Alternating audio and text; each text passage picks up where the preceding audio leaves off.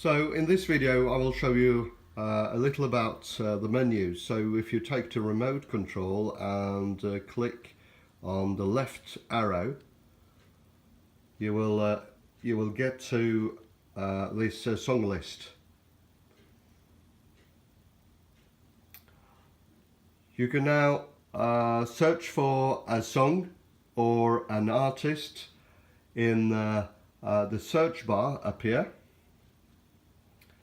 For example, go to your keyboard here and click in the first letter, for example, and you will see all the titles with that letter. If you now want to browse the pages onwards, you can now click on the right arrow, and you can see how fast you can go.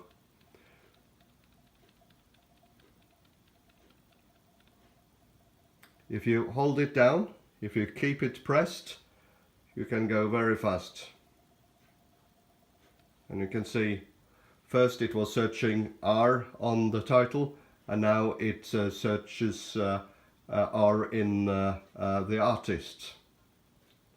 Okay, so that's how you use the search in the menu.